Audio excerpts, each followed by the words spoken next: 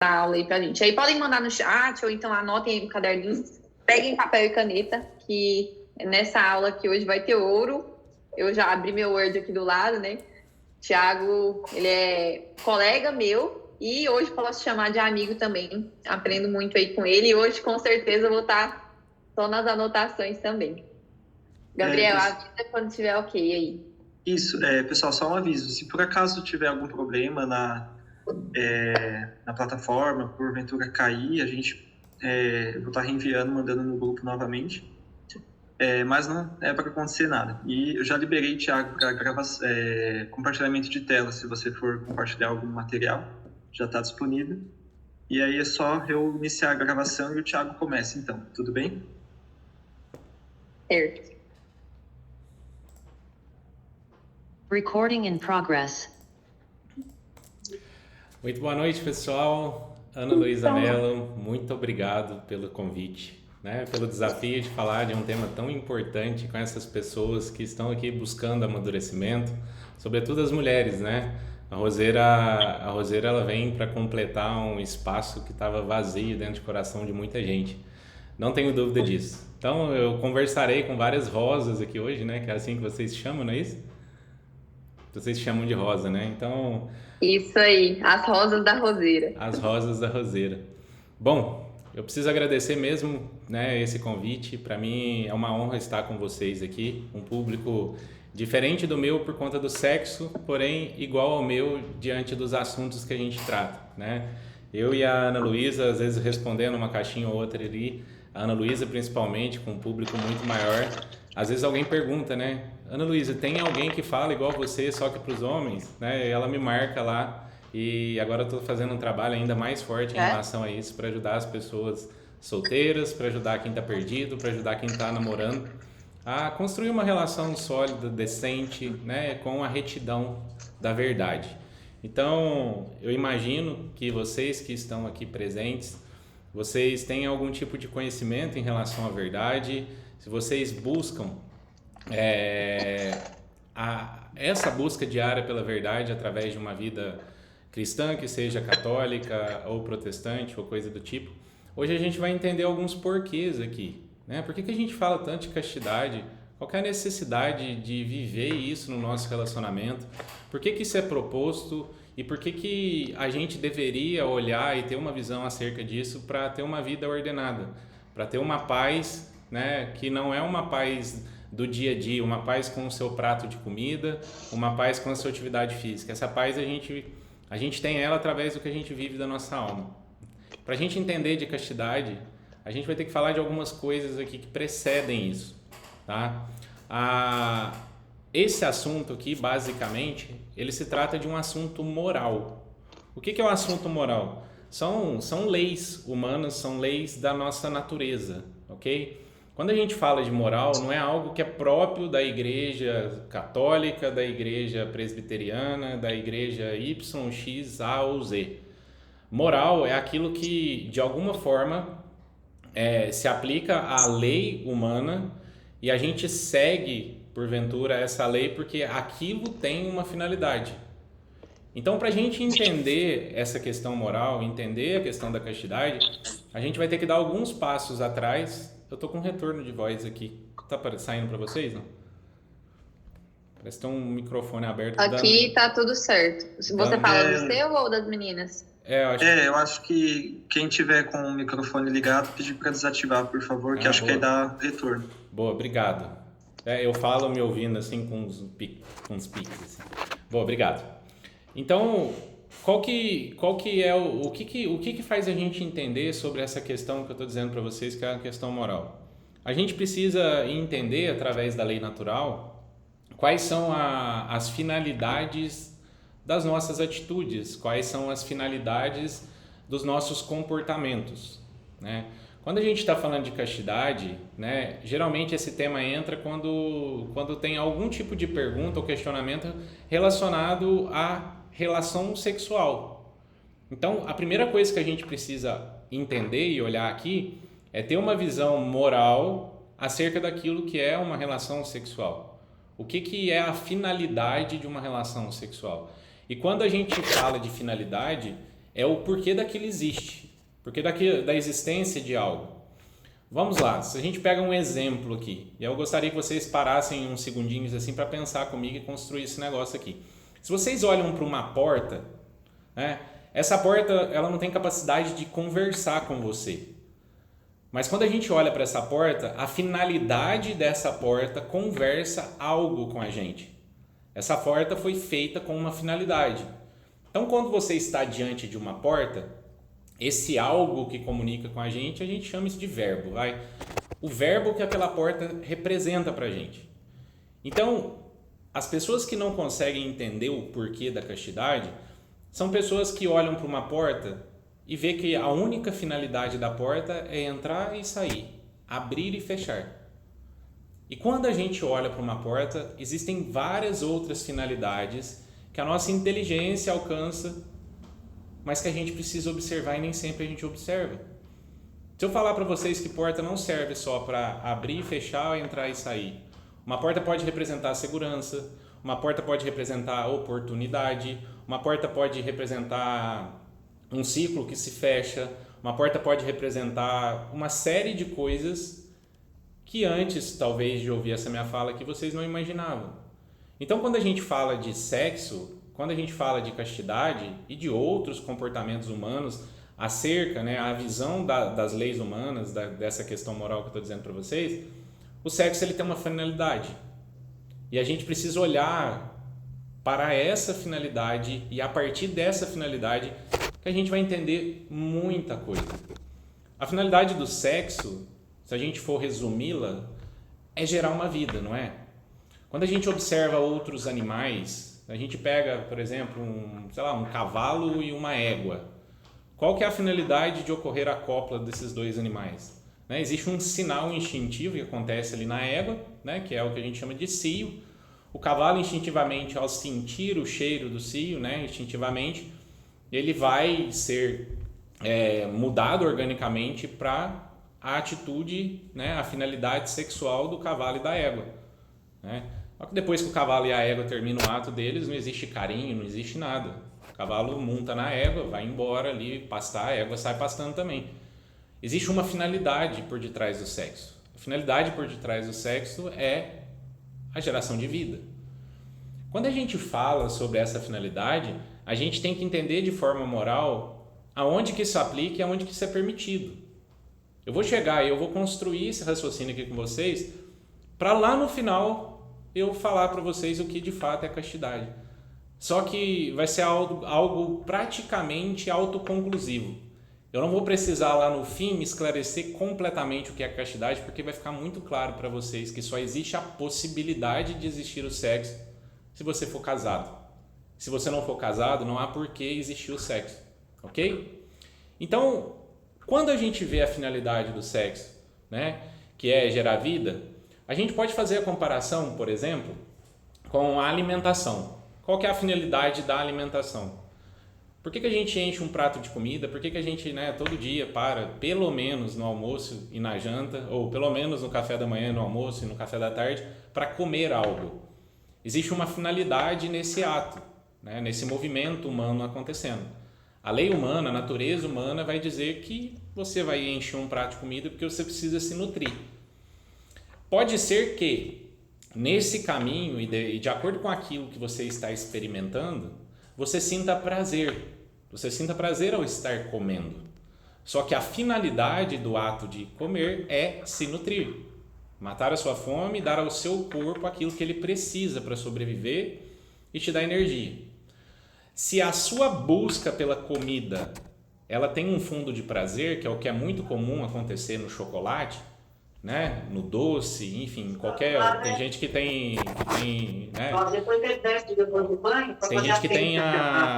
tem gente que tem outros hábitos aqui, né, sente prazer comendo outras coisas, né, mas é mais comum, sobretudo em mulheres, né, sorvete, chocolate ou docinho. Deu? Quando a gente busca comida com outra finalidade, no caso do prazer, a gente está mudando a lei humana, a gente está mudando a natureza das coisas. É como se você estivesse num rodízio de pizza e, sei lá, 5 pedaços são suficientes para saciar a sua fome, para trazer para você uma nutrição básica para você sobreviver as próximas horas e sentir fome, sei lá, daqui 8 horas. Se dentro de um rodízio de massas, né, você busca comer até doer sua barriga, aí pede licença da mesa, toma um copo de água com gás, vai lá no banheiro, enfia o dedo na garganta, vomita, esvazia a barriga para comer mais. Você está mudando a natureza e a finalidade pelo qual você está buscando aquela comida. Quando a gente fala de sexo antes do casamento, o que a gente está fazendo é isso. A gente está mudando a finalidade pela qual foi feita e pela qual é destinada essa relação, que é um presente de um casal que jurou perante a Deus que vai seguir o resto da sua vida junto. Bom, dentro dessa finalidade existe o que completa, o que faz esse ato, né, completar essa finalidade. E eu não consigo explicar isso aqui para vocês sem explicar a distinção do homem e da mulher no que diz respeito ao sexo, ao órgão genital, tanto do homem quanto da mulher. Não sei se vocês já chegaram nesse ponto, se não chegou, já perceberam lá na comunicação da Ana Luísa no Instagram que existe um símbolo por detrás da mulher. A mulher, ela tem um símbolo que é de acolhimento, que é de... Vocês me ajudam a completar aqui, mas o acolhimento seria o símbolo principal. Acolhimento, a mulher tem a capacidade de gestar, não gestar somente o filho, né? De gestar um projeto, por exemplo. A mulher tem a capacidade de nutrir, né? No caso aqui do filho e etc. Receptividade, muito obrigado, Ana Luísa. Boa, e quando a gente olha para o homem, ele também tem uma finalidade. Existe um símbolo que é comunicado no homem sem ele dizer nada. É o que a gente diz sobre segurança. O homem, o símbolo dele é prover, né? O homem, o símbolo dele é procriar, reduzindo no limite do limite aqui do que seria um homem e uma mulher. Ora, quando a gente olha para a natureza do corpo humano, questão biologia mesmo, assim, a fisiologia do corpo, o próprio órgão masculino e o órgão feminino nos mostra isso. Se a gente olha a protuberância, por exemplo, da genitália masculina, ela tem um quê que mostra isso que o homem comunica. Isso aqui não sou eu que estou dizendo. A psicologia por detrás disso aqui e a natureza por detrás disso aqui traduz para nós o que é homem e traduz para nós o que é a mulher. Ora, a mulher, o órgão dela é interno, ela recebe. Essa receptividade, ela tem uma comunicação simbólica, mas sobretudo uma coisa que você consegue enxergar na realidade. O órgão sexual da mulher, ele é protegido. A gente não vê o interior do órgão sexual da mulher. Ele é protegido. O acolhimento... Conseguiu? Então... Boa. Só um minutinho, Thiago. Tá bom. Meninas, se atentem aos áudios, porque às vezes, sem querer, né, a gente tá pelo celular, clica aí, o Thiago perde o raciocínio. Eu tenho zero problema com isso, tá? Mas eu tô com o volume tão alto aqui, que parece um trio elétrico gritando, passando na minha frente, assim. Tá tudo bem, tá? Não, mas tá tranquilo, só pra lembrar. Beleza. Pode continuar. Muito bem. Então, quando a gente fala da união que se dá ali entre o homem e a mulher no matrimônio, eu já vou chegar nesse ponto aqui, essa capacidade que a mulher tem de receptividade, olha só o que a natureza das coisas, no caso aqui a lei humana, ela mostra pra gente. A mulher, ela recebe dentro dela o órgão de um homem, e no caso aqui, na natureza das coisas, ela faz uma união com o seu marido, tendo dentro de si um órgão, uma parte do seu marido. Quando a gente fala de uma só carne, ela é traduzida nesse ato aqui, da diferença do homem e da mulher. A protuberância do órgão masculino que penetra no órgão feminino. E o resultado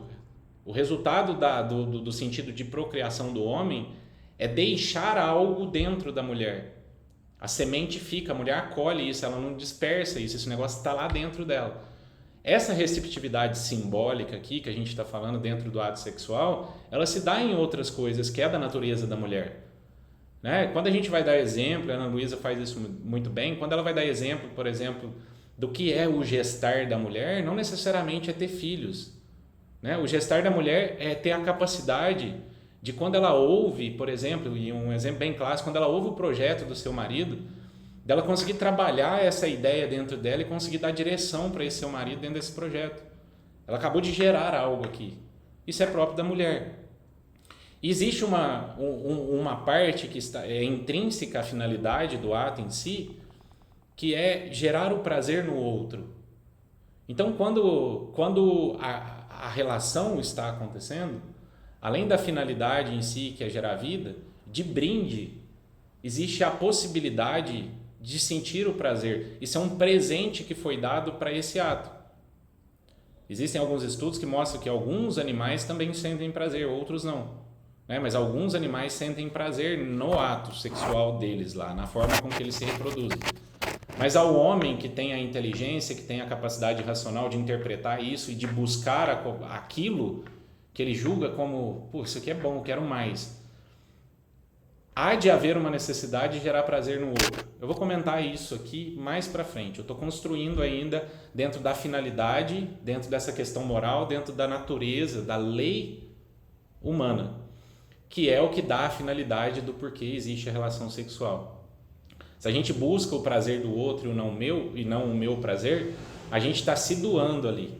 Então, no momento do ato, a mulher se doa, sendo receptiva, e o homem se doa através do resultado da penetração e do prazer da entrega. Ele doa aquilo, o produto do prazer dele, que é a semente da vida que vai acontecer e ser gestada na terra, que é o útero da mulher. Muito bem. Se a gente busca isso de uma forma egoísta, ou seja, pelo fim do meu prazer, se eu tenho alguém, né? Se eu tenho a minha esposa, se eu tenho alguém e eu busco o ato sexual para o meu prazer e não para essa entrega do outro, a natureza dessa minha busca é uma busca egoísta. Eu estou fazendo como se eu tivesse comido lá no rodízio de pizza, que eu dei o exemplo, ido no banheiro, vomitado para esvaziar a barriga para me preencher ela de novo. Eu estou pulando aquilo que é a finalidade desse ato. A finalidade, portanto, é ser um fruto de amor, uma entrega total, né, do homem, uma entrega total da mulher, completamente aberta àquilo que está acontecendo, tanto de um quanto do outro, tendo por fim a busca do prazer do outro e não a minha. Toda vez que eu busco prazer por isso, a minha busca é egoísta. E o amor que é encerrado na própria vontade, ele não é amor de fato. Então, vários exemplos a gente recebe, a gente vê em reconstrução de casamento, a gente vê em casamentos que estão acontecendo, mas estão com crise, da mulher falar, pô, mas eu sinto que eu tô sendo usada, eu sinto que o marido me busca e ele está usando do meu corpo, isso, aquilo. Pode ser que ele está buscando por essa finalidade egoísta mesmo, pode ser que isso esteja acontecendo, mas se a mulher dá a resposta dessa forma, ela está refutando também e tratando a situação com um certo egoísmo, né? Não é essa a intenção do nosso papo aqui hoje, falar sobre isso ou aquilo, tá? Mas eu gostaria que vocês entendessem que existe uma finalidade para o negócio. E para que isso aconteça, para que as coisas aconteçam, lá atrás foi criado de alguma forma simbólica que fez a gente ter essa conclusão da finalidade de algo e por que tem que ser dentro do matrimônio e por que é total entrega de um lado e de outro com o fim, né, no prazer do outro, com a busca pelo prazer do outro. A natureza dessa busca, dessa procura, da finalidade do sexo, se o homem busca isso pelo próprio prazer, se a mulher busca isso pelo próprio prazer, ela está negando a natureza, ele está negando a natureza pela qual isso foi dado de presente a nós. Vocês estão acompanhando comigo até aqui? Sim?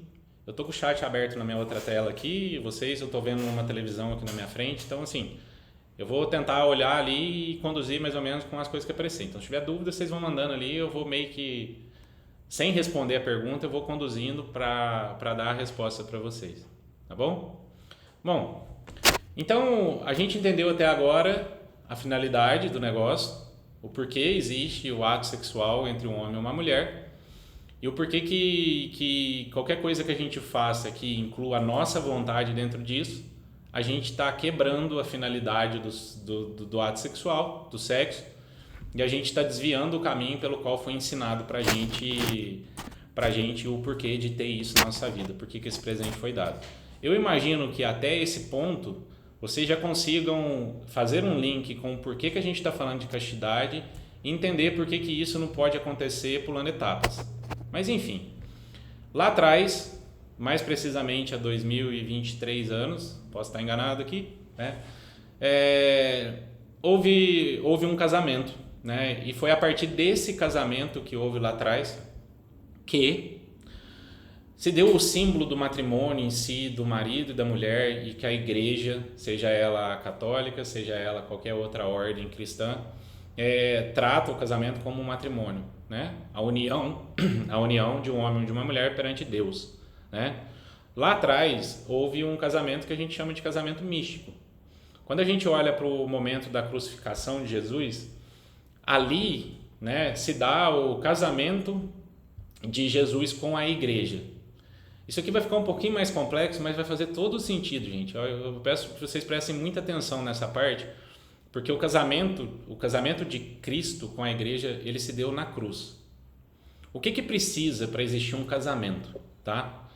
E talvez as coisas fiquem bem claras para vocês aqui, né? Existem algumas coisas que precisam para existir um casamento. Tanto é que se a pessoa é católica, ela não casa na varanda de um restaurante, né, com o garçom dando a bênção ali para aquele casal. Mesmo que a intenção do homem, da mulher, do garçom seja a melhor possível. Para que haja um casamento, tem que haver um sacrifício.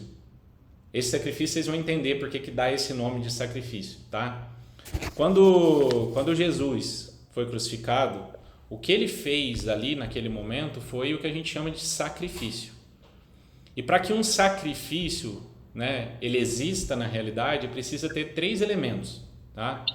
Para que exista um sacrifício de fato, a gente precisa ter o elemento sacerdote, que ali, no caso da crucificação de Jesus, o sacerdote era ele próprio.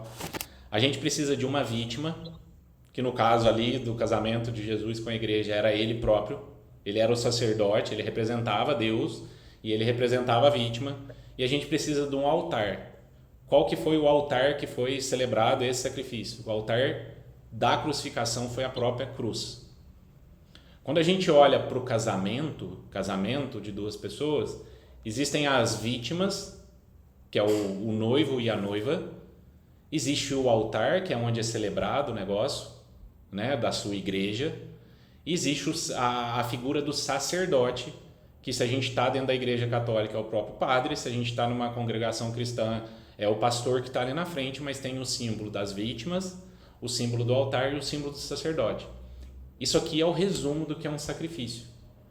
E o sacrifício de Jesus ali, no caso do casamento dele, né, o sacrifício que foi dado ali naquele momento, foi ele ter dado o próprio sangue para aquele casamento.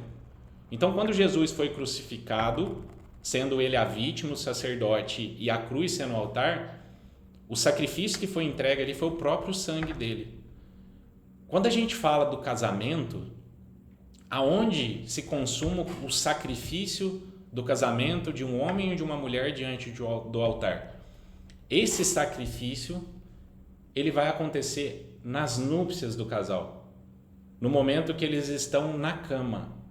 A cama, na noite de núpcias do casal, ela é o altar do sacrifício. Então a gente teve as vítimas, a gente teve o sacerdote e a gente teve o altar. E lá na cruz, o que Jesus deu em sacrifício ali na cruz? Ele deu a própria vida e o próprio sangue. E eu pergunto para vocês, o que um casal dá em sacrifício no momento da noite de núpcias deles na cama? O que é o sacrifício do casal ali naquele momento, se unindo em uma só carne? Alguém sabe me responder? Manda no chat. Quero que vocês pensem um pouquinho, senão eu vou ficar falando demais.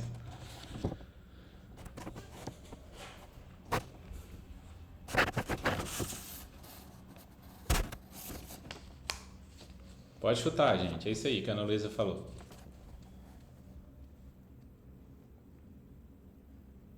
Ninguém? Tá bom. Ninguém vai falar, eu vou para frente.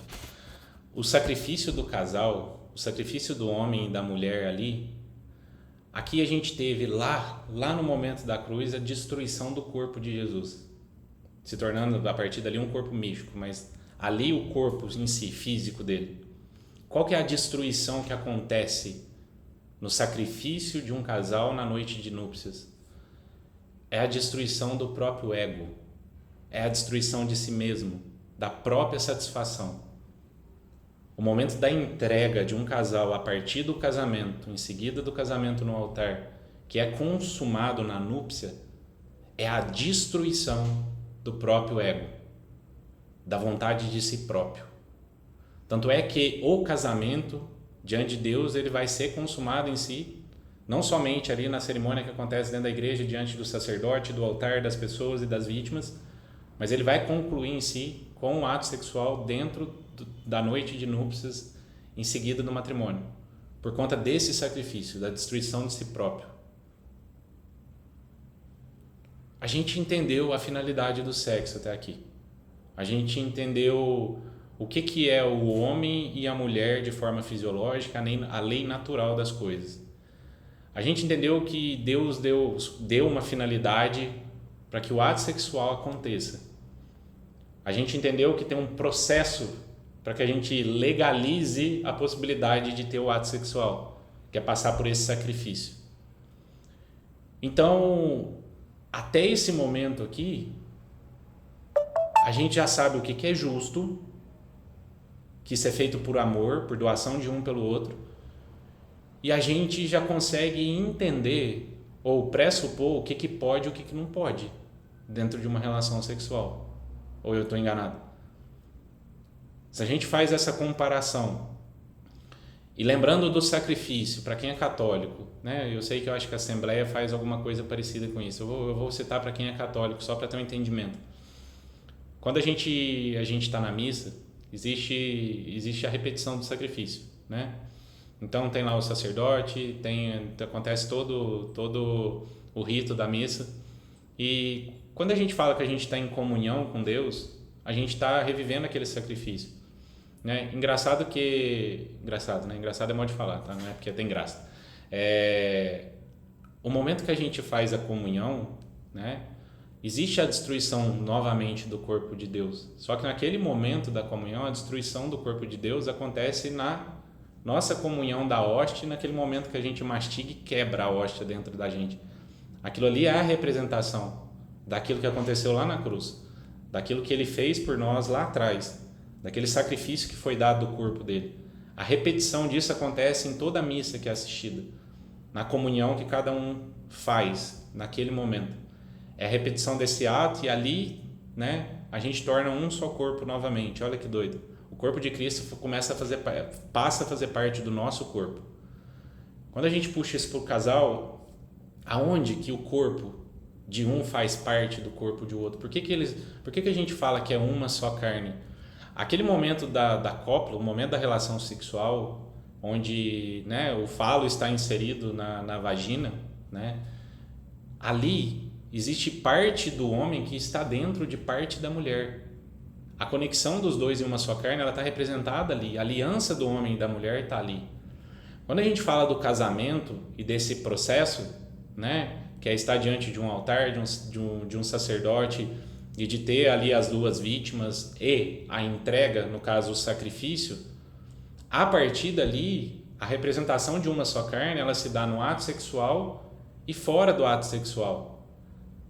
Uma vez que você fez essa conexão com Deus e com sua esposa ou com seu esposo, vocês não deixam mais de ser uma só carne, porque essa conexão já existiu, você faz parte um do outro, que no sexo fica muito claro que um faz parte do outro.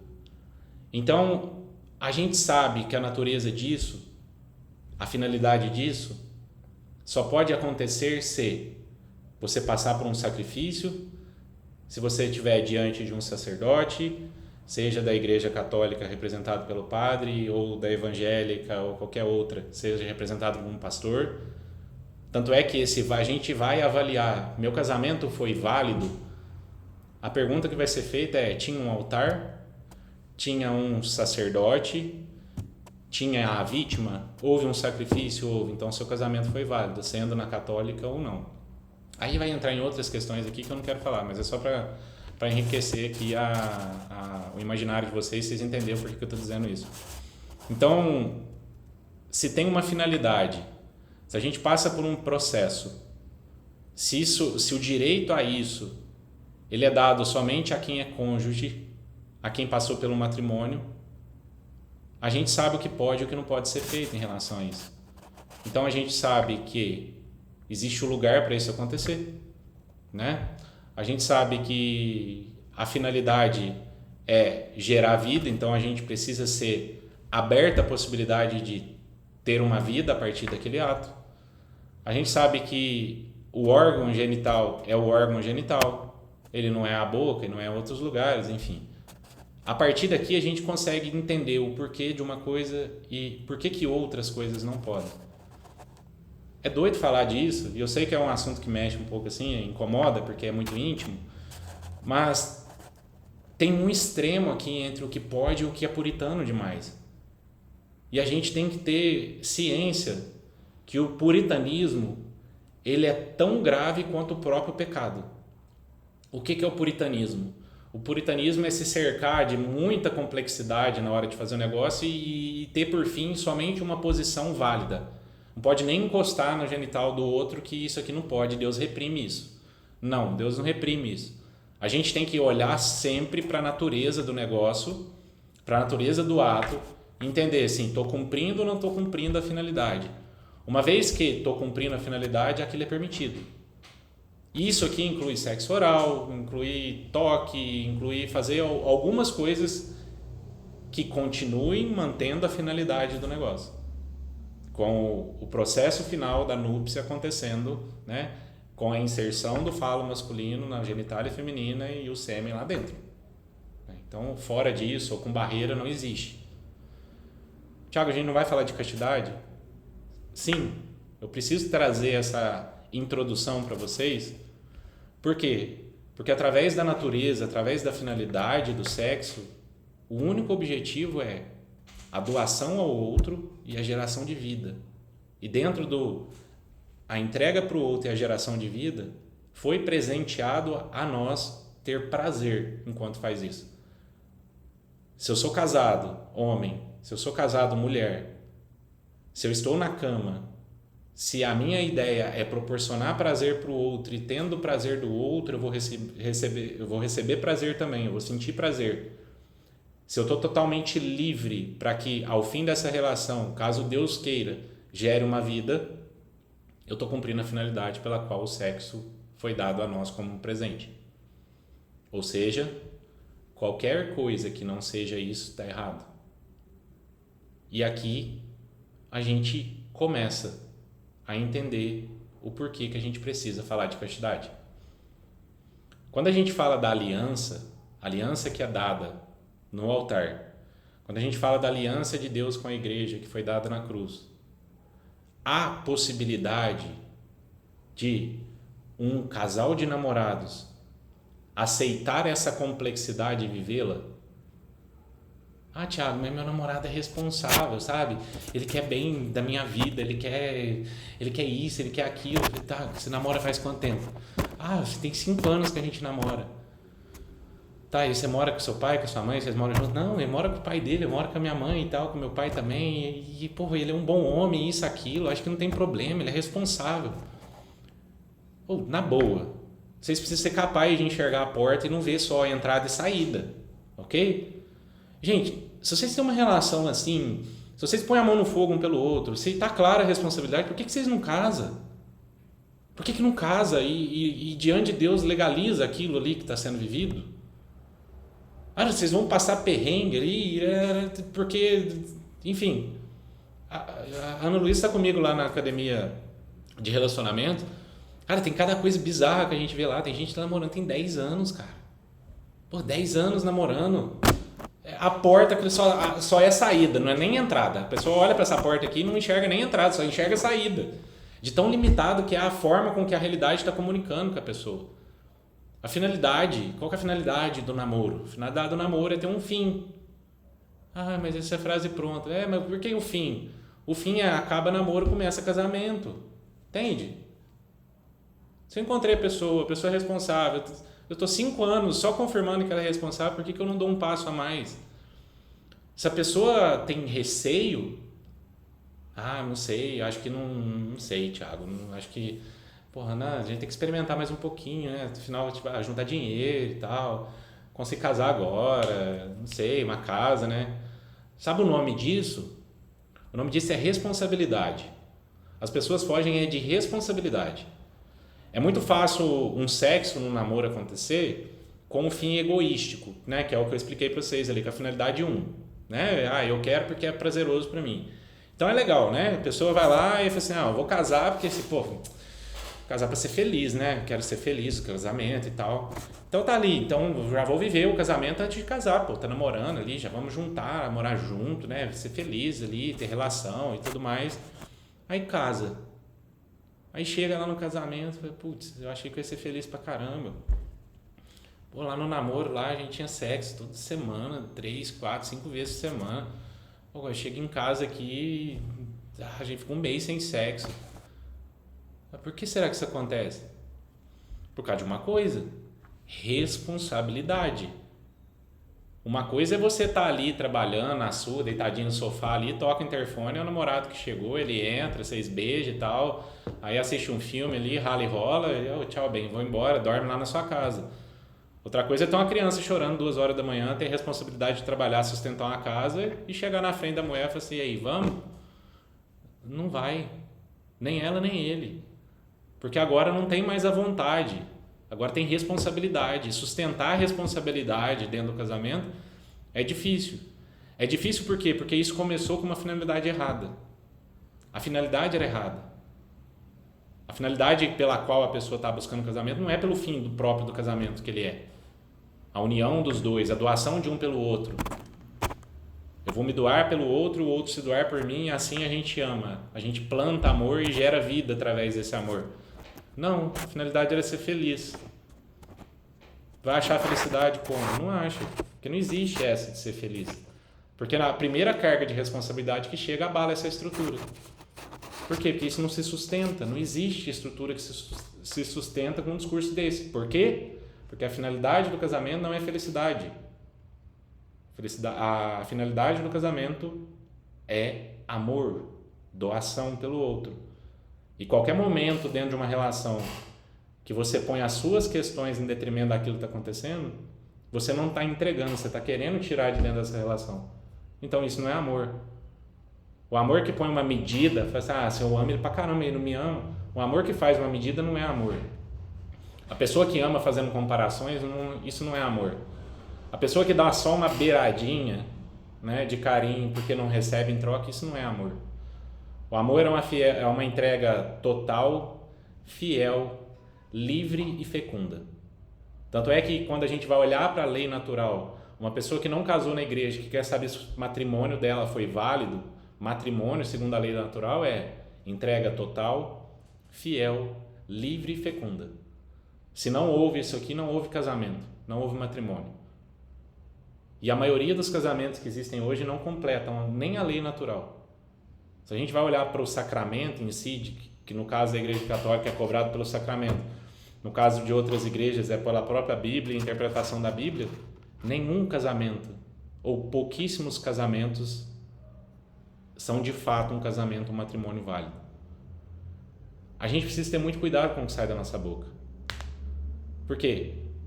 Porque a gente é doutrinado com a cultura que a gente vive hoje, e eu e a Ana Luísa e outros profissionais é um trabalho danado para ensinar para vocês, gente, que a porta não é abre e fecha, entra e sai.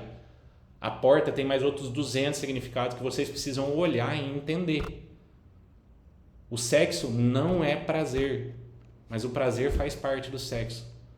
O sexo é uma entrega, o sexo é uma receptividade, o sexo tem uma finalidade, geração de vida, união do casal, entrega total. Eu faço buscando o prazer do outro e o outro tendo prazer me dará prazer. Essa é a finalidade do sexo. Agora, seu namorado, seu amigo, seu pai, ele consegue isso assistindo um vídeo pornográfico? Ele consegue ir se masturbando? Não. E eu não vou botar a culpa só nos homens, não, porque hoje praticamente equipara homem e mulher em relação à pornografia. A finalidade do sexo é cumprida num ato de masturbação de uma mulher assistindo um filme com um vibrador na mão? Não é. A busca de uma pessoa pelo prazer é uma busca egoísta. Toda vez que eu procuro o prazer, seja sozinho, ou pagando alguém, ou assistindo um vídeo, eu não estou cumprindo a finalidade pela qual meu órgão sexual foi feito, dado de presente para mim por Deus. Tem que entender até aqui? Sim? Sim. Sim, né? Imagino que sim. Tá claro. Beleza. E aqui a gente chega, de fato, no tema. Eu precisava trazer essa parte para vocês entenderem o que é pureza. Para vocês entenderem o que é castidade. Para vocês entenderem o que são essas duas virtudes. Muitas pessoas acham que a castidade é botar um cinto de ferro na cintura, uma calcinha de ferro, uma cueca de ferro e se negar até a morte a ter sexo com o namorado, né, ou com a namorada. Isso não é castidade. Isso é celibato. A gente ficar sem sexo, cortar o sexo, se esforçar para não ter sexo, não é castidade. Isso é celibato. A pessoa que tem a prática de não ter sexo, não buscar prazer, não tendo um relacionamento, namorando, o que seja, ela está sendo uma pessoa celibatária. Isso não tem nada a ver com castidade. Mas aí é que está a confusão. Eu tenho certeza que grande parte de vocês que já tentaram fazer isso, ou que tentam, estão lutando com isso, que está me ouvindo de forma gravada depois, fala assim, cara, agora faz sentido. Agora eu entendo porque é tão difícil esse negócio dentro do relacionamento. É porque vocês tratam o tema castidade com a ausência de sexo. Só isso. Quando a gente fala de castidade, a gente está falando de uma virtude. Ok? Então vamos pensar numa árvore. Quando a gente pensa numa árvore para trazer essa ideia do que é a virtude ela é a maçã, é o fruto que saiu dessa árvore. Ok? A virtude é o fruto que saiu da árvore. Aí beleza. Aí vocês começam a seguir a Ana Luísa, vocês entram aqui na roseira. Aí você chama lá o boy, não pode falar assim, né? Caramba. Não. Aí você chama o namorado, né? O digníssimo, o varão, o futuro esposo. Fala assim, ó, meu bem, a partir de hoje não tem mais sexo, né? Esse negócio é errado, a gente vai viver a castidade, né? Filme é distante, viagem não pode fazer junto mais, esse negócio de dormir final de semana e qualquer coisa assim e tal. Abraço, beijinho, que esse negócio não vai poder acontecer mais. Por quê? Porque ao invés de plantar uma semente, ver uma árvore crescer e colher seu fruto, vocês querem ir direto para o fruto. Como é que vocês comem uma maçã de uma semente que você acabou de pôr na terra? Você pega uma semente de uma macieira assim, põe na terra, joga a água e fala assim, me dá a maçã. Não tem como. Por quê? Porque vocês começam de forma errada. A castidade ela é resultado, a castidade é fim. É a última coisa. A gente tem que plantar uma série de coisas antes para que no fim você coma a maçã. Nossa, a maçã não era o melhor exemplo aqui, tá? Pelo amor de Deus. Pelo pecado original, não era a maçã. Enfim, mas para que você tenha a maçã na mão, né, o fruto dessa árvore na mão. Puta, eu não liguei na hora que eu falei maçã lá no começo, agora de comer a maçã que eu entendi. Mas enfim, vocês entenderam. Para que tenha a virtude plena acontecendo na sua vida, todo um processo tem que ser vivido. Então, eu sei que muitos de vocês têm um relacionamento que não é casto. Ou, às vezes, vocês são solteiras, né? E estão lutando contra a castidade. Né? Contra não, né? Lutando para viver a castidade. Não é contra, é a favor dela. Lutando para viver a castidade. Porra, e tropeça pra caramba, etc. E beleza, se você tá dentro do relacionamento, propor isso, pô, vai gerar queda, às vezes o cara não vai entender direito, vai, assim, aí você vai ficar ali. Aí tem a questão do puritanismo que eu falei, que é o extremo, né? Qual que é o extremo aqui? O puritanismo do lado de cá e a luxúria de cá. Luxúria, porra, pecado mortal, né?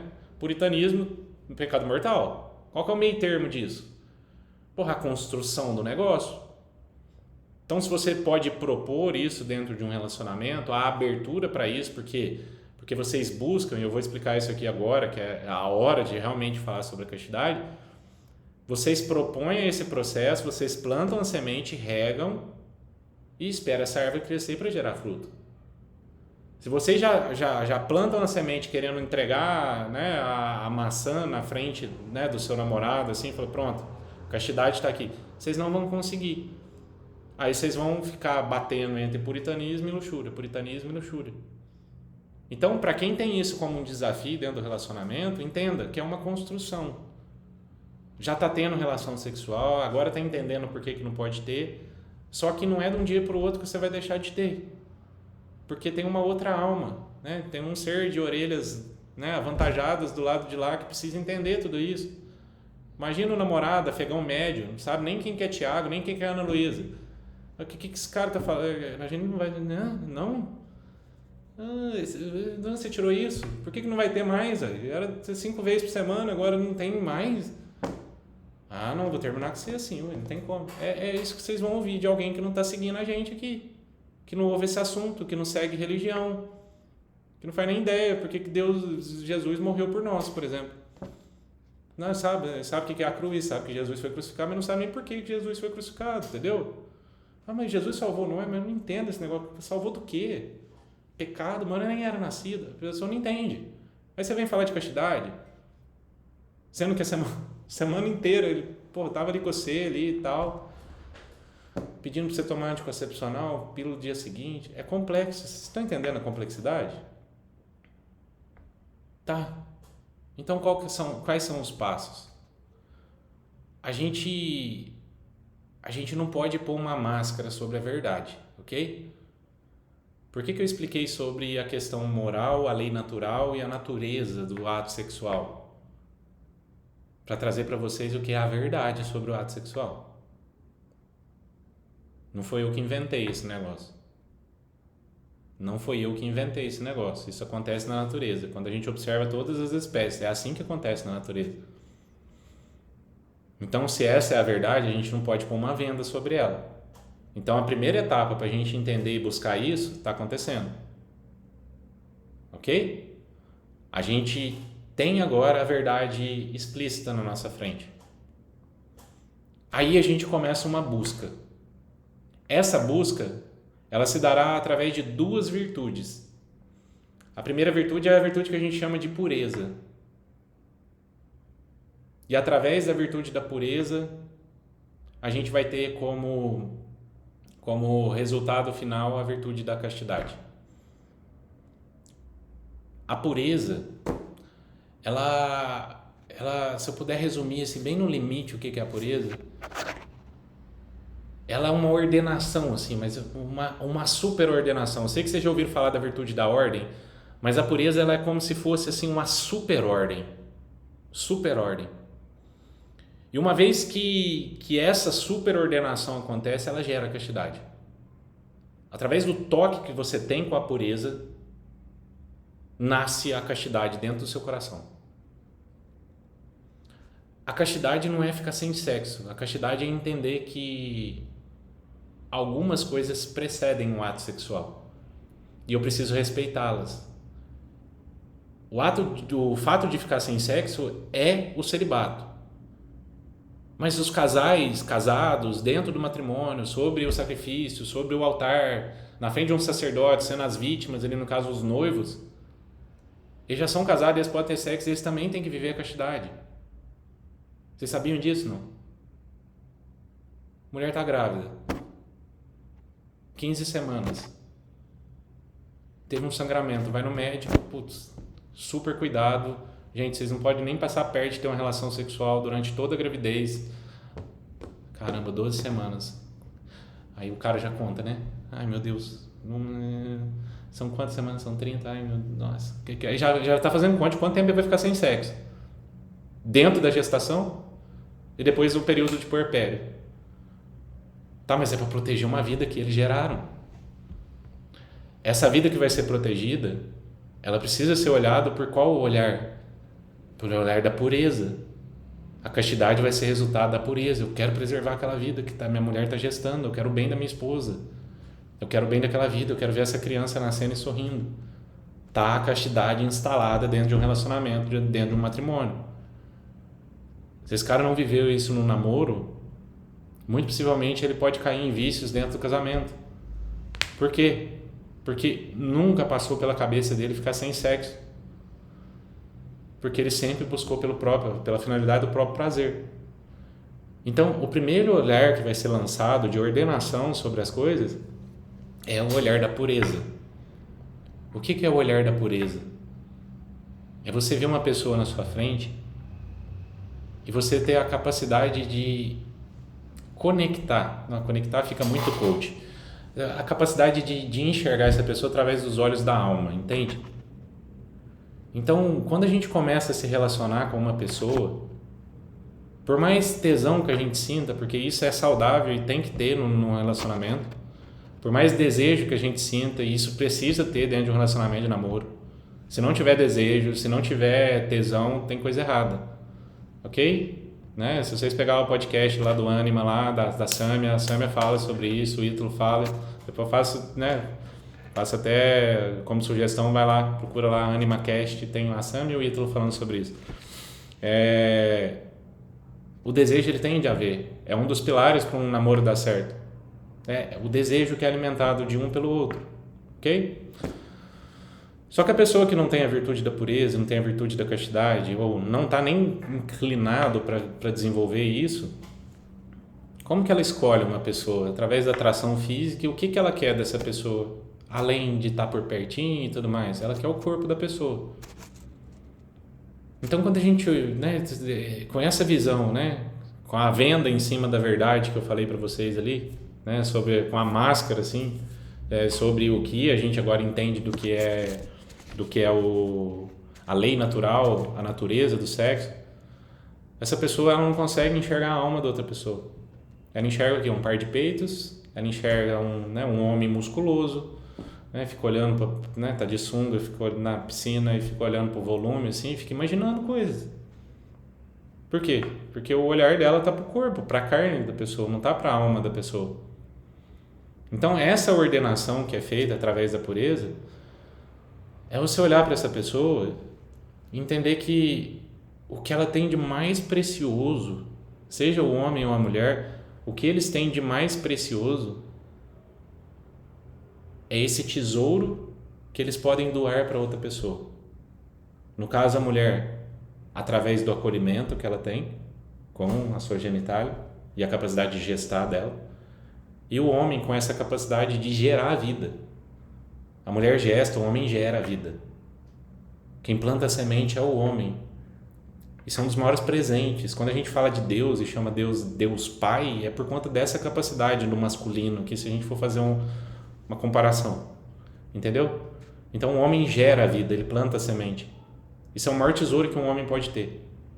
A mulher gesta a vida, ela recebe, ela acolhe, ela vai fazer com que o que era nada se torne uma alma, uma vida. Gente, isso é o bem mais precioso que uma pessoa tem. Qual o sentido de eu olhar para uma mulher, de uma mulher olhar para um homem e querer destruir o bem mais precioso que essa pessoa tem, que é a capacidade de um de gerar e de outro de gestar? Não faz sentido. Isso aqui é para tirar a venda dos olhos de quem não consegue enxergar dessa forma. Então, quando você está conhecendo uma pessoa no namoro, você está olhando os olhos dele, olhando os olhos dela. Desculpa se eu estou sendo muito, né, falando muito mulher, assim, sendo homem, peço desculpas, tá? Estou até revisando aqui os exemplos para não cometer esse erro, mas vale para um e para outro. Quando você olha para o cara, assim, né, e tem a certeza, assim, caramba, tem a característica ali, né, pô, tá com o olho claro, tá, sei lá, pô, tem as curvas, assim, que é forte, porra, musculoso, é alto, né, mulher tem esse negócio, né, é alto, tem mais de 1,76, né, eu vejo lá no pod Tinder, lá, o pessoal fala assim, pô, põe a altura, pô, a mulher precisa de saber de altura do homem, cara, vocês têm com altura, né, mas beleza, aí tá lá o homem, 1,79, 1,80, fala, caramba, ele vai me dar um filho alto, vai me dar uma filha alta, ai meu Deus, é meu sonho, olha pra você ver o que a gente olha, entende? Então, é o tesouro que ele pode te oferecer. Então, quando você olha para a pessoa assim, e você dá aquele beijo de olho aberto, olhando no olho da pessoa, o que acontece, né? O seu desejo não é por deitar com ele, ter ele ali naquele momento. É saber que um dia você vai ser capaz de gestar aquilo que ele pode oferecer para você de característica. Consolidar a semente e a fertilidade dele dentro de você. Esse desejo de querer isso e não correr atrás disso, é querer isso e não correr atrás disso, é a capacidade que a gente tem de olhar dentro da alma da pessoa. Olhando agora como homem para vocês, mulheres, cara, é entender que talvez já sofreu com outros relacionamentos, não entendi isso, eu só quero o bem dessa pessoa. Eu quero que essa pessoa sinta a vontade, que ela se entregue só quando for a hora realmente que pudesse entregar e não vou forçar a barra. E aqui, gente, eu preciso dar um dado estatístico para vocês, porque a verdade eu ando com ela nas costas, assim, né? O peso da verdade, ele tá sobre minhas costas. Mulheres, vocês são mimimi demais com esse assunto. Sério. Ana Luísa tá lá na academia de relacionamento comigo. Eu posso provar para vocês, tem quase 4.000 pessoas lá. O homem tá mais disposto à castidade do que a mulher. E eu posso provar isso para vocês. Se a mulher realmente propõe, o homem está mais disposto que a mulher. Por exemplos que acontecem lá dentro, que dá para tirar dado estatístico. Nenhum homem que tem conhecimento desse assunto faz oposição de castidade. Nenhum homem. Nenhum homem. Se ainda acontece de ter queda ou de ter resistência, é porque alguns hábitos ainda não saíram de cena. Lugar que está frequentando, grupo de amigos, grupo de WhatsApp, música que está ouvindo. Que ainda está consumindo e poluindo o imaginário desse cara. Mas a resistência maior são das mulheres em relação a esse tema, pela experiência que eu estou tendo dentro da academia de relacionamento. O homem quebra a barreira da proposta muito mais rápido que a mulher. Só que o homem, quando ele propõe isso dentro do relacionamento, ele está distante do puritanismo. E aí aqui que vem o porquê que eu estou comentando isso. A mulher, quando lança isso na mesa, ela está lá, a escala do puritanismo está latente, está batendo lá no teto. Porque ou é isso ou não é nada. Vocês estão entendendo? O homem é flexível em relação a isso. Então ele está mais centralizado aqui no meio termo, no centro, do que nas extremidades da luxúria ou do puritanismo. A mulher, ela quer se afastar completamente da luxúria, mas ela sai do meio termo e vai lá na escala latente, bate lá no teto do puritanismo. Por quê? Ana, você já deve ter ouvido isso. É tudo ou nada. Ou a gente vai fazer ou o relacionamento acabou. Eu duvido que vocês vão ouvir um homem falando para vocês, ou a gente começa a castidade hoje ou a gente não se relaciona mais. Então, é mais fácil, é sério. É mais fácil do que vocês imaginam propor isso para um homem. É mais fácil do que vocês imaginam a aceitação disso para um homem.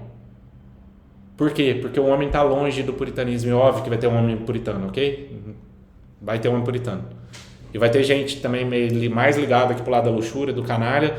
Mas para a gente trazer esse homem para o centro aqui, que é onde vive de fato a pureza e a castidade, a gente elimina alguns pontos aqui da realidade dele, que vai fazer o olhar dele chegar aqui centralizar aqui na pureza. E aqui é o exemplo que eu estou te falando, grupo de amigos, as músicas que está ouvindo, série que está ouvindo, etc, etc, vai trazer ele para o centro. Agora, como é que você tira uma mulher do puritanismo? Como é que você tira um homem do puritanismo? Sendo que ela acha que está introjetada a religião dentro do coração dela. O puritanismo é isso, é uma armadilha. Então, assim, entenda, eu não estou fazendo distinção, assim, não estou sendo machista nesse sentido, tá? Mas por que é mais fácil para o homem aderir a isso quando o assunto é a castidade? É por quê? Porque ele está mais distante do puritanismo, ou seja, ele está mais ligado e coerente com a realidade do que a mulher. Então, mulheres, não é 8 ou 80. Tem que ter um meio termo. Tem que estar distante do puritanismo e tem que estar distante da luxúria. Quanto mais centralizado vocês estiverem em relação a isso, mais próximo de viver, de fato, a castidade vocês estarão. Então, propor isso para um homem dentro do relacionamento é plantar uma semente, regar e aguardar o fruto do negócio. Se tiver lá no puritanismo, vocês não vão dar conta de esperar o fruto crescer. Se tiver mais perto da luxúria, vai matar a árvore antes dela crescer. Agora, se estiver alinhado no centro, com o coração centralizado, com a alma centralizada, e aqui eu vou explicar para vocês como fazer isso, com a alma centralizada, ainda que caia tempestades naquela semente, ainda que passe um furacão, aquela árvore não morre. O furacão o que é? É a queda. Porra, não aguentei, tanto tesão, tal, rala e rola ali, enfim. Faltou prudência no meio do caminho, acabou que teve o ato, né? Em cima disso aqui a gente consegue compreender uma série de coisas. Eu falei para vocês que a pureza assim, é uma super ordem que vai gerar a castidade. Como que a gente gera a pureza então? Como que a gente trabalha? Se a gente sabe que a castidade a gente não começa por ela, a gente tem que começar por outro caminho. O que é a virtude? O que é a criação de uma virtude? O que é o desenvolvimento de uma virtude? É a disposição que a nossa alma tem de manter esse estado de pureza. E a pureza aqui não é a pureza da qual eu estou falando, a pureza que eu falo é em relação a Deus. Aquilo que a gente chama de estado de graça. Então, a virtude é a disposição que a nossa alma tem de se manter no estado de graça, de se manter na graça. Então, assim, a coroa de todo esse negócio aqui vai ser uma vida ordenada. Uma vida ordenada te leva da pureza para a castidade, e a castidade vai alimentar essa vida cada vez mais ordenada. Vocês entenderam até aqui? Ficou claro? Tá sucinto? Tá fazendo sentido? Eu tenho certeza que vocês estão perguntando, tá, Thiago, já entendi. E aí, como é que a gente faz? Como é que a gente conversa? Como é que vive esse negócio? Tá, vamos às questões práticas, que eu sei que vocês querem. Ok? Eu tinha até anotado o negócio, estou com uma colinha aqui, óbvio, né? Eu só escrevi umas 7 folhas para falar com vocês, não li nem 2, mas a última está na minha frente aqui, então eu vou na última.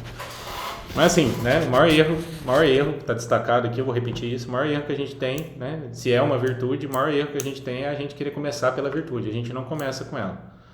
Então, primeiro, a nossa vida tem que ter uma disposição, uma vida de disposição à oração, uma vida com disposição a jejum e uma vida com disposição à mortificação. Olha só, não sei se vocês conhecem das 7 faculdades da alma, a gente tem um lado que é o que a gente chama de concupiscência, que é o nosso corpo, e a gente tem um lado que se chama irascível, né? Irascibilidade, que é o nosso espírito. Tá? Quando a gente fala de uma virtude, a gente não está falando de algo que acontece no corpo. A virtude é algo que acontece dentro do espírito, da dimensão do espírito. Bem resumidamente, aqui do lado do espírito é onde tem a faculdade da inteligência. A inteligência é capaz de iluminar a nossa vontade. A nossa vontade é o que faz a gente agir aqui na realidade. Complexo, né? Então, tudo isso aqui para explicar para vocês precisam rezar, ok? Quando a gente ora, quando a gente faz oração, quando a gente tem prática espiritual, a gente está alimentando a questão do espírito, que está iluminando a nossa inteligência, que está iluminando a nossa vontade, que vai buscar o desejo irascível, que é a gente desenvolver a virtude.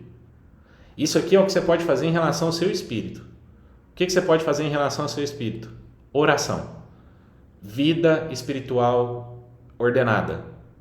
E aí, quem é da Opus Dei vai seguir a Opus Dei, quem é dos arautos do Evangelho segue os arautos do Evangelho, quem é da Pentecostal entra na célula, vai rezar lá conforme eles, quem é da Presbiteriana procura o pastor, enfim. A sua prática religiosa, ela precisa ser de acordo com a crença que você segue. Mas é coisa sincera, ok?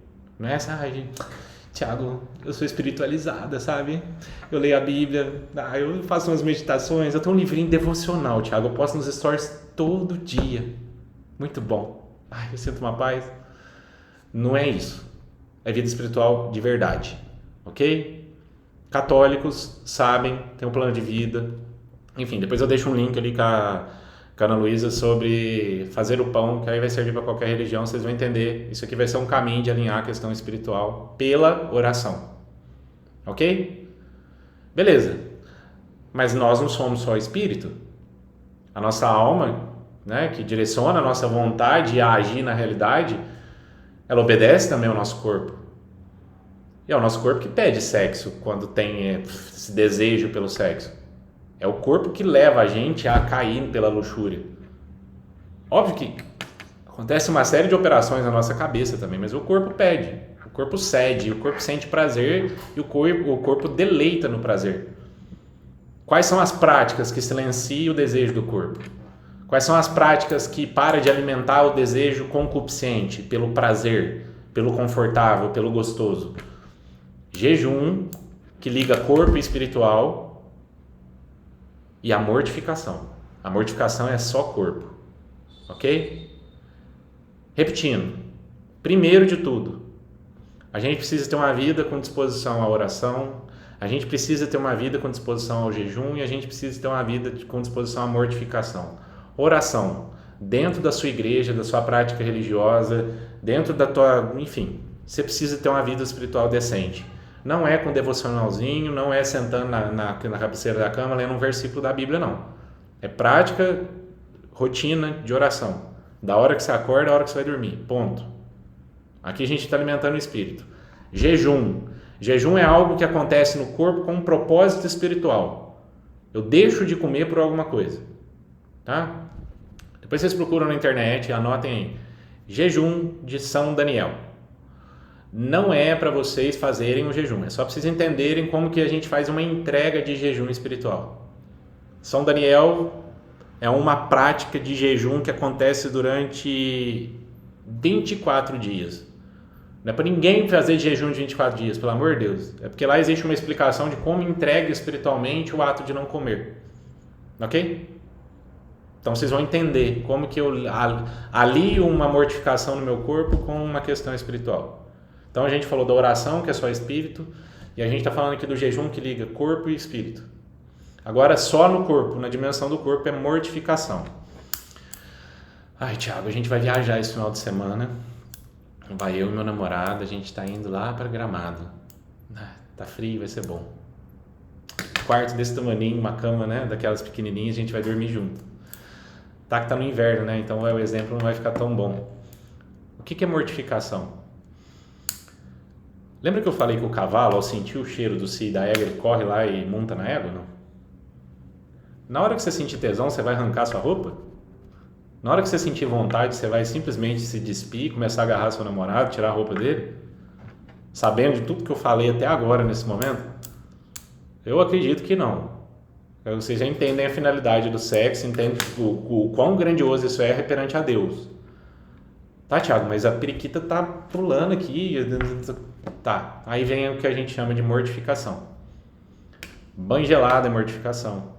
Dormir no chão é mortificação. E uma dica. O meu diretor espiritual, inclusive, eu convidei ele para estar aqui. Cadê? Ele não veio, porque ele é padre, né? Porra, ele deve estar dentro dos ofícios dele. Padre Márcio. Padre Márcio não está aqui. Mas o Padre Márcio, eu conversando com ele em direção espiritual uma vez, e falando sobre essa aula aqui que eu ia dar, ele me deu uma dica muito importante. Eu falei, caramba, isso é interessante. E eu, na minha luta, né, em relação a esse tema, quando eu comecei, né, a me interessar, entendi o porquê de fazer castidade, viver a castidade, não tendo um relacionamento, vivendo solteiro. Eu não sabia disso, que se eu soubesse ia facilitar ainda mais.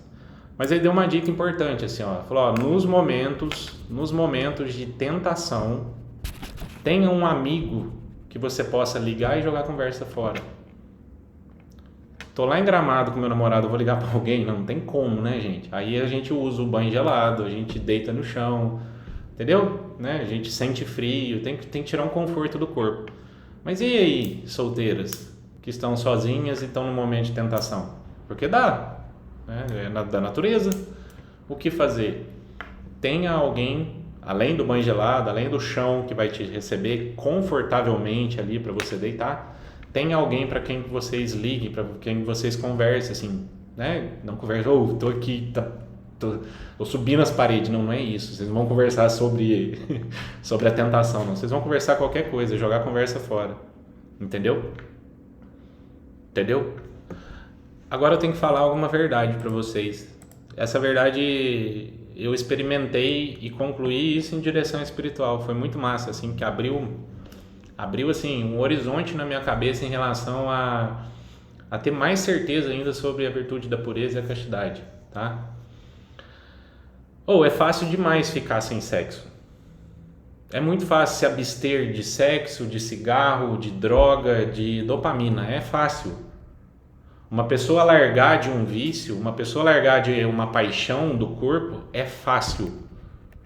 Ficar 30 dias sem estar namorando, sem ter vontade, sem ato sexual, é fácil. abster as coisas não é difícil. Só que tem um pequeno detalhe aqui, isso aqui vai facilitar a confissão de vocês que são católicos, tá bem? Presta atenção. Beleza, 6 meses sem ter tentação.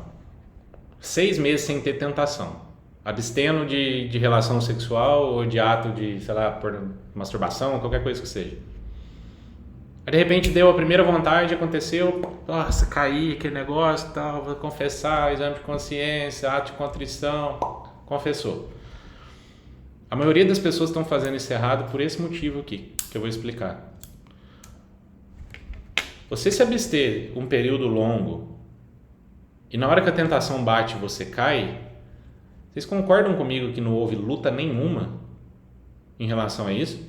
Embora tenha sido, sei lá, 4 meses, na hora que você foi convocado para a guerra, você entrou e tomou um tiro na testa. Você não deu nenhum passo. Não deu nenhum passo. E tem muita gente que bate no peito e fala, ó, viva um negócio que de vez em quando tem queda, então, mas nunca lutou uma tentação. Então assim, ó, a abstinência é tranquila. Agora, no silêncio do coração de cada um de vocês precisam de sinceridade para diante da tentação vocês lutar, porque a maioria das pessoas não estão vivendo tentação.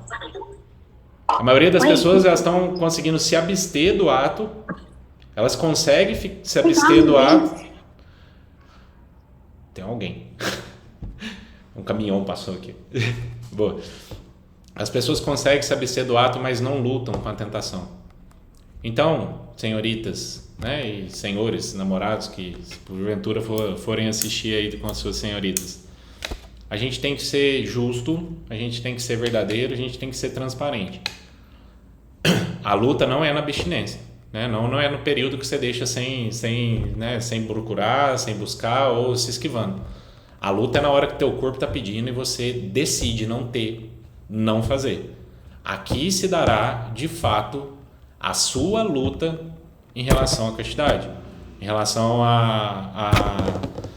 ao celibato, que seja, porque é a falta de sexo, em relação a pôr em prova a virtude da pureza. E olha, é muito fácil saber quem está falando mentira desse assunto, tá? Muito fácil. E aqui, ó, tô dando um plus aqui para as meninas aqui, ó. Às vezes o namorado de vocês aceita fazer castidade, aceita que não vai ter sexo e está se matando com pornografia e masturbação. A pessoa que vive a castidade, a virtude da pureza, ela transparece isso nas atitudes e na forma com que ela fala. O olhar dessa pessoa fica claro que ela vive a pureza dentro do coração dela. A forma com que ela respeita e conversa com a pessoa fica evidente que ela está com essa super ordem acontecendo dentro do seu coração, que ela é capaz de enxergar a alma da pessoa. É fácil ver isso nas pessoas. Você pega o sacerdote, por exemplo, você pega, né, o padre, sei lá, pastor, não vou dar de exemplo aqui, porque pastor casado, né, então, tá, pode ser também. Mas pega terapeuta, né, mulher, homem, pega a galera do Instagram que está falando esse tema. Você consegue saber se a pessoa está mentindo ou não em relação a isso. Porque a pessoa que vive essa ordem, essa pessoa gera fruto. O trabalho dela dá resultado. O padre que vive a pureza e a castidade, quando você ouve ele, você vai olhar no olho dele e falar assim, cara, esse cara está falando para mim. Esse cara está conversando comigo, parece que ele entende meu coração. Você senta para conversar com uma pessoa. Quem conhece Álvaro Siviero aqui? Conhece? Vocês já viram ele pessoalmente? Não precisa, mas vocês já viram pessoalmente? Cara, o Álvaro, ele transparece a pureza no sorriso que ele tem no olho. Não é nem do rosto, que não sai hora nenhuma, é no olho dele. Pra quem não sabe, o Álvaro é celibatário. Ele é numerário da Opus Dei. É como se fosse um padre, mas não é padre. Ele ele se decidiu pela vocação do celibato. Então ele tem, sei lá quantos anos, beirando 50 anos ali, porra, é aquela pessoa incrível, ele vive a castidade, ele vive o celibato, é mais do que a castidade. Ele podia estar, né, se matando lá no quarto dele e falando da boca para fora coisas, mas não, você vê na cara dele que as coisas estão acontecendo. Quem está buscando isso, quem vive isso, esse negócio fica claro no olhar da pessoa. Né? Dá para saber quando um terapeuta está interessado em saber da intimidade da pessoa ou não. Quer ver um outro exemplo? Vocês seguem o Cardoso Mundo? Não, né? Ainda bem. Cardoso é um cara solteiro que estrambelha falar que quer ensinar de relacionamento para as pessoas, é um pilantra. É um pilantra. Para ele pode ter sexo antes do casamento, para ele se diz conhecedor pra caramba da Bíblia. Cardoso é um idiota, entende? E ele está ensinando outras pessoas a serem idiota. Aí você olha lá um homem bonitão, lá, todo arrumadão, lá parecendo o Ken da Barbie, né? Que tá na moda, o filme da Barbie. Parece o Ken, assim. Sozinho. A vida dele deve ser um saco fora do Instagram. Deve ser um saco. Mas eu quero que vocês exercitem isso. Depois vocês vão lá. Chama Cardoso Mundo. Mundo, de mundo mesmo. Cardoso Mundo. Vai lá no Instagram e tenta achar pureza no olhar dele. Assiste uma sequência de story dele. Depois vocês vão lá no Álvaro Siviero e procuram o Álvaro falando no feed dele. Vocês vão entender o que eu estou dizendo. Dá para saber se um padre está vivendo esse negócio ou não. No olhar dele. Na forma com que ele comunica. Na direção espiritual, na atenção que ele dá para tua alma. O sorriso que ele olha assim para você e comunica o sorriso. E aqui não só a castidade, eu estou falando da ordem em si, da pureza em si. Castidade é resultado de algo, resultado da pureza. É que se ele está vivendo de fato a pureza dentro da alma dele, né? Então, para a gente concluir e abrir para as dúvidas, a gente tem uns passos que a gente tem que seguir aqui. Sem vida interior, que foi o que eu expliquei para vocês aqui, né? Oração, jejum e mortificação, a gente não consegue viver isso. Não é fácil começar, mas é super possível. Não é fácil propor isso dentro de um relacionamento, mas é super possível.